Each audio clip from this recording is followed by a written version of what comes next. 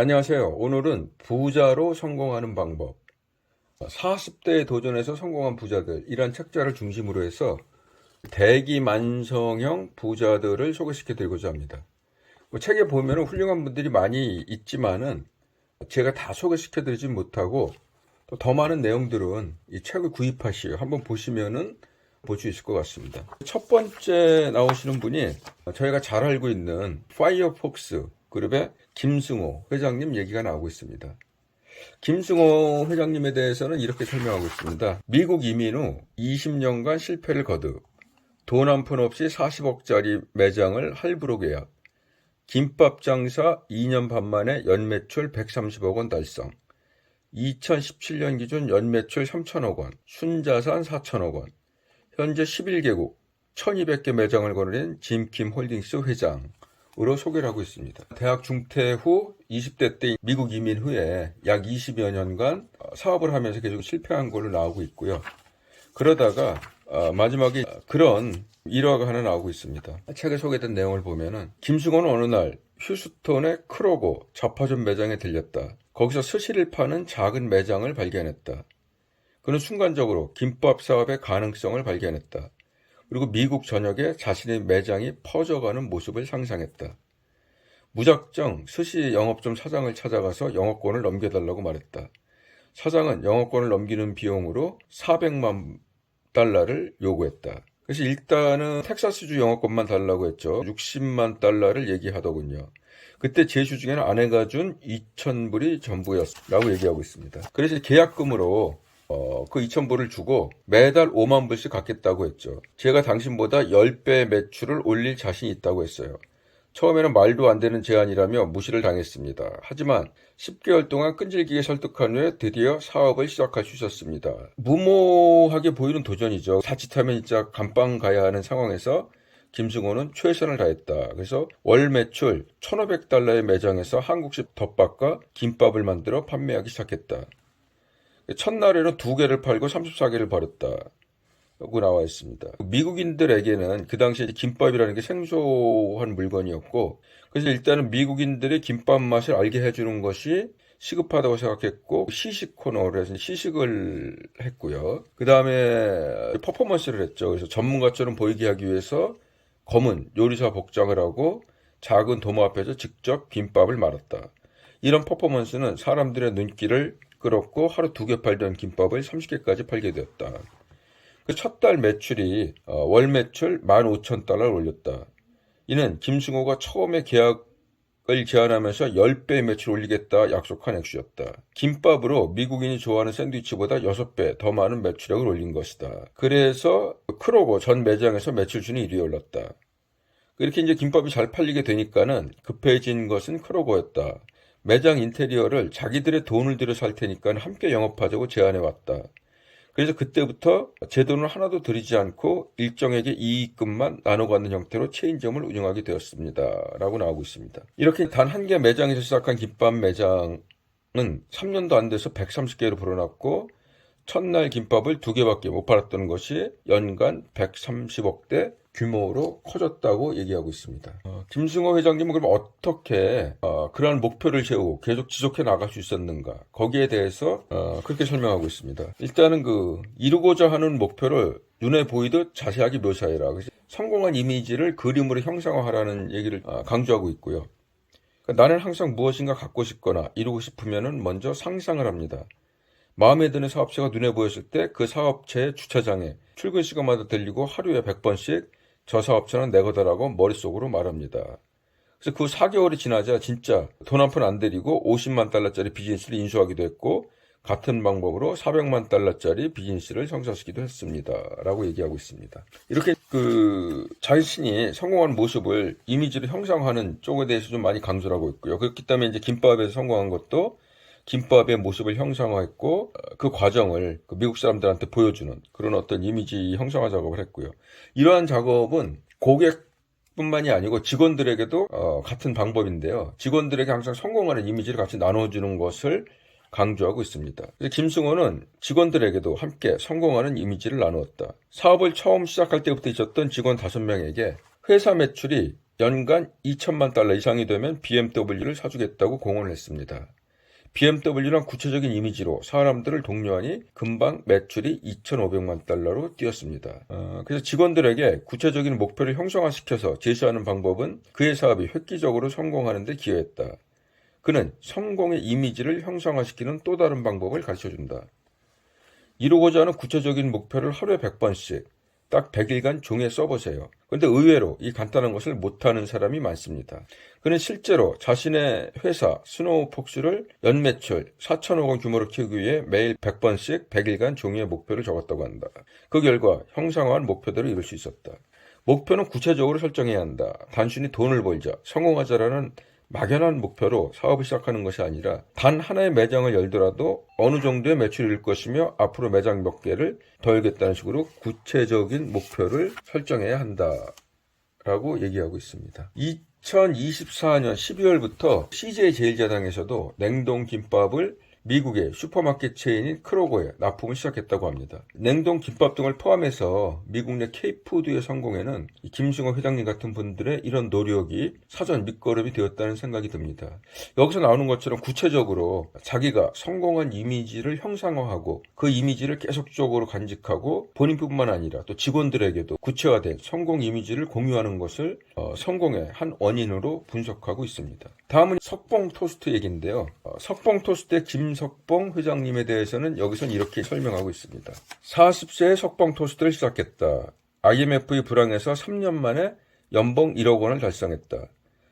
일본, 중국, 미국 등 세계 각국에서 고객이 찾아왔다. 현재 매장 300여 개의 해외에도 지점을 개설했다.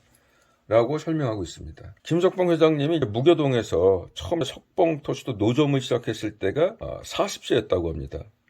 그리고 1년 후에 IMF가 터졌다. 하지만 목숨 걸고 매달린 토스트 매출은 IMF의 파고를 가볍게 뛰어넘었다. 그리고 창업 3년 만에 1억 원 연봉을 달성했다. 라고 얘기하고 있습니다. IMF 당시 1억 연봉이라면 내노라는 국내 대기업 임원도 올리기 힘든 수입이었다. 그러나 그는 남들이 우습게 보는 토스트 하나로 성공했고 현재 매장 수가 300여 개로 늘어났으며 해외에도 지점을 세웠다. 라고 얘기하고 있고요. 이분은 성공을 위해서 30초 첫인상이 성공을 결정한다. 라고 하면서 첫인상을 굉장히 중요시하고 웃음 띄우는 그런 모습들을 노력한 것을 많이 얘기하고 있습니다. 그 다음에 특히 청결을 많이 강조했는데요. 그렇게 얘기하고 있습니다. 로드 비즈니스의 생명은 청결입니다. 먼저 청결한 흰 가운을 입고 요리를 합니다. 철제 그릴판보다는 위생적인 스테인리스 판을 처음으로 사용했습니다. 그리고 두루마리 휴지는 보프라이가 생기기 때문에 최고급 티슈를 배치합니다. 조미료와 설탕을 쓰지 않았고 계란도 영양남만 쓰고 있습니다. 길거리 음식의 위생에 크게 신경 쓰지 않던 20년 전에 그는 이미 웰빙 음식을 실천하고 있었다. 철제 그릴판에 비해서 스테인리스 판은 제작 비용이 20배가 더 들었다. 그러나 그는 음식에 대한 신뢰를 양보하지 않았다. 그러면서 이제 성공을 위해서 크게 강조하는 것 중에 하나가 100과 10과 1의 법칙을 강조하고 있습니다. 창업하시는 분들에게 특히 좀 조언을 주시는 게 창업하시는 분들에게 권하는 방법은 100, 10, 1 법칙을 쓰라는 것입니다. 100은 자기가 하고 싶은 일을 현장에서 100일 정도 직접 해보는 것을 말합니다. 10은 그 일에 대해서 10개 브랜드를 조사해서 정확히 알아보는 것입니다. 1은 쉽게 결정하지 말고 1년 정도 마케팅 전략을 연구한 다음 창업하라는 것입니다. 그래서 최소 100일은 현장 체험을 해보고 또 경쟁 브랜드를 10개 정도 조사를 해보고 1년 정도 충분히 심사숙고한 다음에 사업을 시작해보라 라는 조언을 주고 있고요. 이 석봉 토스트와 상당히 비슷한 케이스는 이삭 토스트가 있습니다. 이삭 토스트와 석봉 토스트는 이제 같은 업종에서 거의 비슷한 시기에 성장을 한 것 같고요. 이삭 토스트는 1995년에 청주대 중문에서 3평짜리 토스트 가게로 시작을 했었다고 합니다. 김학영 회장님은 원래 전업주부였다가 학원 강사를 시작했고요. 근데 수강생들에게 토스트를 만들어 주었는데 수강생들이 너무 좋아하니까는 그거를 바탕으로 3평짜리 토스트 가게를 열었고요. 그랬다가 주변에 아는 분들에게 본인의 노하우를 제공하면서 매장 오픈을 지원해 줬고 그러다가 프랜차이즈 가맹점으로 성장했다고 합니다. 여기 석봉 토스트나 이삭 토스트는 또 다른 공통점은 두 분이 다 기독교 기업으로서 기부 등 선행을 많이 하고 있다라는 것이고요. 본인들이 이제 너무 어려운 상황에서 성공을 했기 때문에 특히 이런 기부나 선행을 하는 좋은 기업들로 이미지를 이어가고 있는 것 같습니다. 다음에 이제 소개시켜 드리려고 그러는 것은 잡코리아의 김승남 회장님 이야기입니다. 김승남 회장님에 대해서는 이렇게 설명을 하고 있습니다. 육군 중령으로 전역 후 빚보증을 잘못 써서 전 재산을 날렸다. 54세에 첫 창업을 했다. 56세에 잡코리아를 창업했고 10년 후에 1,000억 원에 매각을 했다. 현재 종업원 1,500명, 연매출 400억 원의 경비업체를 경영하고 있다. 라고 얘기하고 있습니다. 김승남 회장님은 특이하게 20년을 군대에서 보내셨습니다. 20년 군대 생활을 하면서 연대장까지 하셨고요.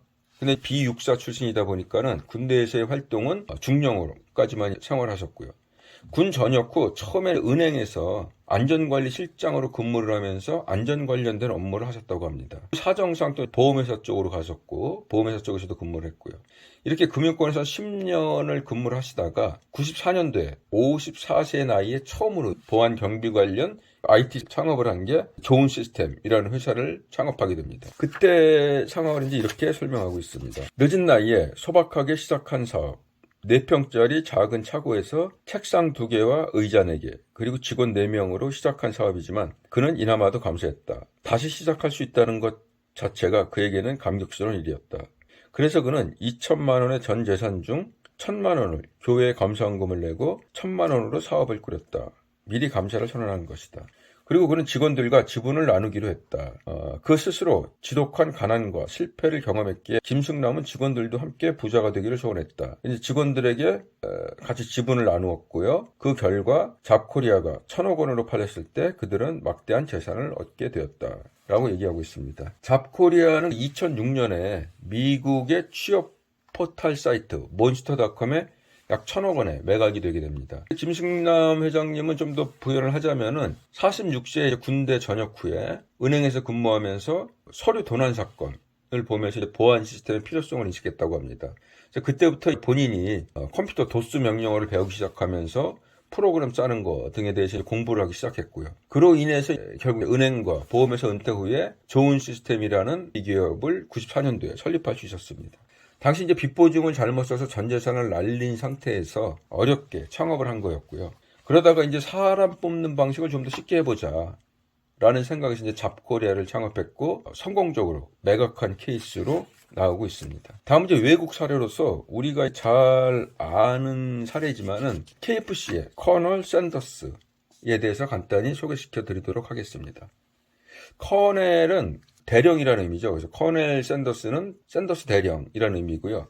원래 이름은 이제 할랜드 데이비드 샌더스가 됩니다. 이분은 이제 KFC를 창업한 미국의 기업인으로서 KFC를 상징하는 흰 수염에 흰 양복을 입은 마스코트의 주인공이기도 합니다. 이분은 이렇게 소개되고 있습니다. 40세에 독자적인 닭 요리법을 개발했다. 경영하던 사업의 실패로 51세에 무일푼이 됐다. 1,008번의 거절 끝에 1,009번째 후원을 얻었다. 65세에 켄터키 프라이드 치킨을 탄생시켰다. 그래서 100개국 13,000개 매장을 거느렸다 라고 얘기하고 있습니다. 이분은 상당히 불우한 환경을 겪은 것으로 나오고 있습니다. 6세에 아버지가 돌아가셔서 일하는 어머니 대신 집안일을 맡아서 했다. 10세부터 농장에서 일을 했고요. 중학교 중퇴로 나오고 있습니다. 중학교 중퇴한 후에 여러 직업을 거치면서 51세가 되어서 비로소 사업을 시작했다. 1년 만에 파산을 맞고 수중에 105달러만 남았다. 그 후에 1,008번의 거절 끝에 1,009번째 투자자를 만났고 65세에 새로운 사업을 시작한 걸로 나오고 있습니다. 이 상황을 좀 더 설명을 드리면은 일단 가난한 가정 환경에서 상당히 어린 나이부터 안 해본 일이 없었던 것 같습니다. 얘기 나오는 걸로는 농장 일부터 해서 증기선 선원, 또 보험 판매원, 철도 공사원 등 뭐 닥치는 대로 다양한 일을 했던 것 같습니다. 그러다가 이제 40세 때 주유소 옆에서 작은 식당을 하며 독자적인 어떤 닭 요리법 개발을 합니다. 그 닭 요리법이 이제 기존 후라이팬 요리 방법이 아닌 지금 우리가 알고 있는 압력솥을 활용한 요리법과 독특한 소스 개발입니다. 이후 음식점이 잘 돼서 켄터키주에서 맛집으로 소개가 되고 주지사로부터 켄터키 커널, 켄터키의 대령이라는 명예 호칭을 받습니다. 그래서 계속적으로 이제 커널 샌더스라고 불리게 됐고요. 당신이 어느 정도 성공을 했다고 할 수 있는데 도로 사정이 좀 바뀌고 이러면서 그 식당이 위치했던 부분에서 좀 변화가 있었던 것 같습니다. 그래서 51세 때 완전히 파산을 했고 무일푼이 됐다고 합니다. 무일푼이 되다 보니까 그 당시에 할 수 있는 게 그 압력솥을 활용한 당 요리법밖에 없었고, 그 압력솥을 싣고 차 싣고 다니면서 각 음식점마다 다니면서 1008번에 걸쳐서 치킨 요리법에 대해서 설명하고 제안을 했다. 그러다가 이제 1009번째 웬디스 버거의 창업자인 데이비드 토마스에게 승인을 받아서 웬디스 매장에서 닭 요리를 팔게 된 그런 상황이 된 것 같습니다. 그 이후에 65세 때 KFC 1호점을 유타주에 처음으로 오픈을 했다고 합니다. 그 후 74세 때인 1964년에는 전체 지분을 매각하고 우리가 잘 알고 있는 하얀 양복을 입고 홍보 대사 겸 마스코트로 활동하면서 로열티를 받았다고 합니다. 이 하얀 양복도 이제 유래가 있는데, 그가 어느 겨울날 큰 계약이 있었는데 그 당시 양복이 2벌밖에 없었다고 합니다. 그래서 이제 하얀 거는 여름 양복인데 겨울 양복은 세탁해 놓는 바람에 입을 수가 없어서 여름용 하얀 양복을 입고 가서 계약을 했는데, 그 하얀 양복이 다행히 이미지가 굉장히 좋았다. 그래서 그 이후부터는 KFC 마스코트를 자처하던 시절엔 공적인 자리에서는 무조건 흰 양복만을 입었다고 합니다. 1890년생으로서 1980년에 향년 90세로 돌아가셨고요. 지금까지도 KFC의 상징적인 마스코트로 활용되고 있습니다. 오늘은 이제 여기까지만 좀 알아봤고요. 오늘 알아본 내용들은 40세에 도전해서 좀 뒤늦게 성공한 대기만성형 부자들을 책 제목대로 늦게 성공한 부자들을 좀 소개시켜 드렸고요. 그런 만큼 이제 보면 어느 한 분도 쉽게 성공한 분이 없는 것 같습니다. 여기는 꽤 많은 분들이 소개되고 있는데요.